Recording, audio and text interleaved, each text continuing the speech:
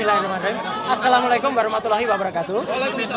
Ya, pertama-tama alhamdulillah hari ini Selasa 7 Juli 2026 adalah dimulainya babak baru dari hukum Indonesia. Laboratorium hukum di Indonesia dengan menggunakan tata perundang-undangan yang baru, meskipun tadi pertimbangannya tetap menggunakan yang lama, itu sudah kita mulai hari ini. Dan tentu saja sama seperti tadi yang Bang Refli sampaikan, kita yang pertama patut bersyukur kepada Tuhan Yang Maha Kuasa, Allah Subhanahu wa Ta'ala, yang telah dengan secercah harapannya memberikan kita semangat, memberikan kita asa, memberikan kita niat untuk memperbaiki hukum negeri. Ini hukum bukan untuk saya, bukan untuk Roy Suryo dan tim kuasa hukum Tokham yang hari ini mendampingi saya, tetapi adalah untuk kita semuanya. Juga untuk sahabat-sahabat pejuang kami yang ada di seberang sana, yang ada untuk Bu Dr. Tifa, yang ada untuk Bu Kurnia, yang ada untuk Mas Rustam, dan juga untuk Pak Rizal Fadila. Ini adalah untuk kita semuanya. Yang kedua, kami ingin mengaturkan terima kasih atas kebijakan yang luar biasa, pertimbangan kepada hakim tunggal, ya, kalau tidak salah namanya Pak Ketut, ya, kalau tidak salah. Terima kasih, matur suksma Pak Ketut, atas pertimbangannya yang sangat luar biasa. Jadi itu benar-benar sesuai dengan fakta persidangan. Saya nggak perlu ngulangi lagi fakta persidangan yang ada, ya. Dan saya juga mengaturkan terima kasih kepada keluarga saya, ya, istri tercinta, dan juga para kuasa hukum. Di sini ada Mas Refli Harun, ada Mas Abdul Ghafur Sangaji, ada Pak Yasena, ada Bu Soraya, ada Pak Ristan, dan ada semua dalam tim Tokham. Jadi tim Tokham adalah bukan hanya terbatas itu saja. Silahkan untuk teman-teman kuasa hukum yang lain, lawyer yang ingin bergabung, silahkan. Kita bersama-sama ingin menegakkan kebenaran. Dan insya Allah hari ini kita mulai dengan langkah kecil untuk suatu langkah yang lebih besar. Dan tentu saja kepada seluruh media, baik media mainstream maupun media alternatif, YouTuber yang terus membersamai. Dan tidak luput, terakhir saya aturkan terima kasih kepada seluruh masyarakat Indonesia yang diwakili oleh ibu-ibu, mak-mak, dan juga bapak-bapak pejuang yang ada di semua, dan organisasi pemuda yang ada, ya, yang terus-terus membersamai selama ini. Kami tidak akan meninggalkan kalian semua, KNPRI, ARM, Forum Aksi, dan juga yang lain, ya. Kita tetap berjuang bersama. Jadi nanti, ya, pertimbangannya adalah nanti teknis akan disampaikan oleh Mas Refli. Dan jangan lupa, ya, ini kita akan tetap memperjuangkan nanti ketika hari Jumat itu akan ada pra-peradilan yang kedua. Pra-peradilan yang kedua itu ada hari Jumat, dan itu apa isinya nanti akan disampaikan. Dan saya juga ingin sampaikan, hari ini kita menyelesaikan pra-peradilan di Jakarta Selatan. Kita juga akan mengikuti nanti perkara pokok itu di Jakarta Timur. Tapi kemarin kita mengajukan gugatan, ya, PMH itu apa sih? Perbuatan melawan hukum di Jakarta Utara terhadap seorang namanya Lecumanan. Ya, itu sudah kita daftarkan dan muncul reknya adalah nomor 457 /B yang PDT yang ada di Jakarta Utara. Kenapa? Karena dia telah melakukan penyelundupan pasal, dan pasal itu ternyata tidak digunakan. Nanti detailnya mungkin Mas Gafur akan sampaikan. Dan meskipun tadi hakim sekali lagi menggunakan KUHP lama dan baru, tapi dalam suatu KUHP baru, maka itu namanya apa? Namanya dioplos. Ya. Pasti oplos. Ini oplos ya? Oplos dan kolaborasi. Gitu ya. Oke, kita dengarkan dulu, ya. Karena putusannya seperti ini, ya, oplos. Maka saya pakai kaos oplos. Silakan, Mas Refli. Makasih, ya. Mas Roy. Agak mirip. Terima kasih Mas Roy sudah menyampaikan sesuatu hal. Nah, saya ingin memberikan penghargaan kepada rekan lawyer yang lain, Bu Soraya, yang juga menjadi bagian dari tim kami, tim Tokham, ya, tim Mas Roy. Silakan Bu Soraya menyampaikan sesuatu yang mungkin ingin disampaikan. Ladies first. Silakan. Tengah-tengah Mbak. Assalamualaikum warahmatullahi wabarakatuh. Waalaikumsalam. Hari ini kita buktikan bahwa salah satu dari hakim tunggal kita yang menyelenggarakan proses persidangan Rapid ini betul-betul bijaksana, betul-betul menempatkan kebenaran, keadilan di negeri kita ini. Dan ini bukan untuk Pak Roy dan yang lain, tapi untuk seluruh anak negeri, anak bangsa yang merasa diintimidasi, yang merasa hak-haknya dilanggar. Kita buktikan hari ini, kemenangan perjuangan itu masih hidup dan masih menyala di negeri ini. Untuk sementara, untuk selanjutnya saya serahkan kepada tim lawyer kita yang lain. Bang RH. Bang RH. Selanjutnya Bang RH. Oke, ya, saya ingin memberikan kesempatan kepada rekan lawyer yang lain, yaitu Tristan. Bang Tristan, mantap. Mundur lagi kita. Semangat.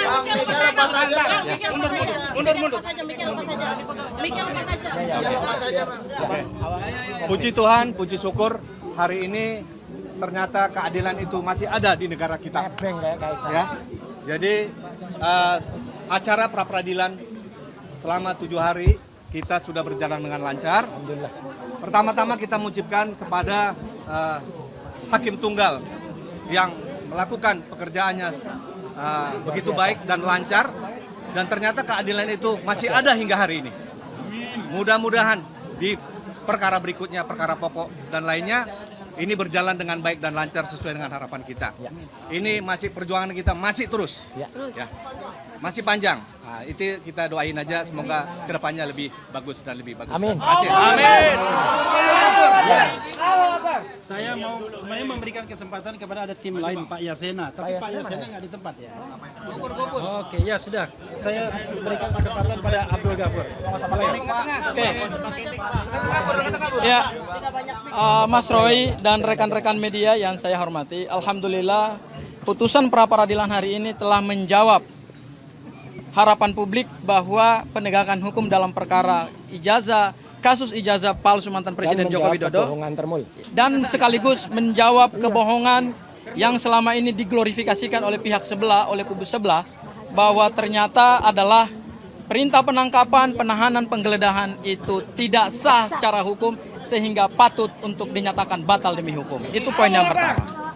Poin yang kedua adalah ini kemenangan adalah kemenangan penegakan hukum. Bukan kemenangan Mas Roy, bukan juga kemenangan kami kuasa hukum. Tetapi kemenangan penegakan hukum karena perkara Mas Roy ini menjadi laboratorium hukum baru. Karena kita masuk dalam rezim KUH pidana baru, KUHP pidana baru. Sehingga apa yang kemudian kita titipkan lewat perkara ini kemudian bisa menjadi pembelajaran supaya penegakan hukum ke depan harus dilakukan secara proper, due process of law, dan tentu harus mengedepankan prinsip hak asasi manusia. Nah, apa yang dilakukan oleh Polda Metro Jaya dengan penangkapan, penahanan, dan penggeledahan itu sesuatu yang sebenarnya kita melihat dari awal adalah sesuatu yang hanya untuk memenuhi kepentingan dari kubu sebelah. Karena jauh sebelum penangkapan, penahanan itu dilakukan, ada satu organisasi advokat, kita sebut saja Pradi Bersatu, yang sudah menekan Polda Metro Jaya sehingga harus dilakukan penangkapan dan penahanan. Dan penangkapan dan penahanan itu justru oleh Polda Metro Jaya tidak dilakukan dengan dasar yuridis yang kuat, argumentasi hukum yang kuat, tetapi hanya karena adanya tekanan politik, adanya pressure dari kelompok-kelompok yang tidak berkepentingan dengan penegakan hukum ini, tetapi kemudian itu diakomodir. Ini sesuatu yang sangat kita sayangkan. Dan hari ini telah ditunjukkan kepada publik Indonesia bahwa dua lembaga penegak hukum, yaitu Kejaksaan Agung Republik Indonesia melalui Kejaksaan Tinggi DKI Jakarta dan Kejaksaan Negeri Jakarta Selatan tidak melakukan penahanan. Dan hari ini yang kedua adalah Pengadilan Negeri Jakarta Selatan untuk pokok perkara pra peradilan, penangkapan, penahanan, dan penggeledahan ternyata juga permohonan kami dikabulkan. Artinya dinyatakan tidak sah. Kemudian yang ketiga, nanti penjelasannya akan lebih akurat dari Bang Refli.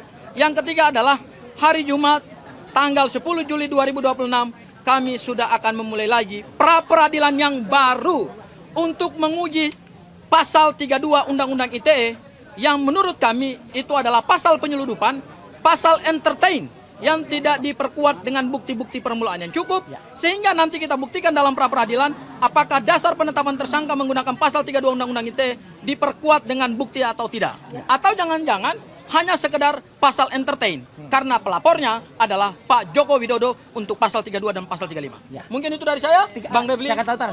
Ya, dan yang terakhir adalah ada gugatan perbuatan melawan hukum pasal 1365 KUH Perdata yang diajukan oleh prinsipal kami, salah satu pejuang yang hari ini terus tegar dan punya komitmen sesuai dengan komitmennya Bu Tifa, tidak akan melakukan restoratif justice dengan Pak Joko Widodo dan tidak mengakui kesalahan atau plea bargain dalam KUHP baru, yaitu sudah mendaftarkan gugatan perbuatan melawan hukum kepada seorang pendukung Pak Joko Widodo, pelapor dalam perkara ini, yaitu Lechmanan. Ya. Dan perkara tersebut sudah terregistrasi dalam perkara perdata, yaitu di Pengadilan Negeri Jakarta Utara, dan akan segera keluar jadwal persidangannya. Ya. Kenapa kami melakukan itu dan kenapa dimohonkan oleh Mas Roy? Karena adanya peristiwa bahwa pelapor yang dulunya melaporkan pasal 160, yaitu Mas Roy dituduh melakukan kegaduhan publik, Ya. kemudian juga melakukan ujaran kebencian pasal 8 ayat 2 Undang-Undang ITE, ternyata berdasarkan surat dakwaan dari jaksa penuntut umum dalam perkara yang menghasut, dalam perkara Butiva dan perkaranya Mas Roy itu ternyata dibuang pasalnya oleh jaksa penuntut umum, sehingga kami ingin menguji bahwa ada perbuatan melawan hukum yang dilakukan oleh pelapor sehingga harus melakukan ganti rugi terhadap penggugat. Ya. Mungkin itu yang bisa saya sampaikan. Ya. Wassalamualaikum warahmatullahi wabarakatuh. Gak sempet baca? Dengerin aja, klik icon text to speech di okezone.com.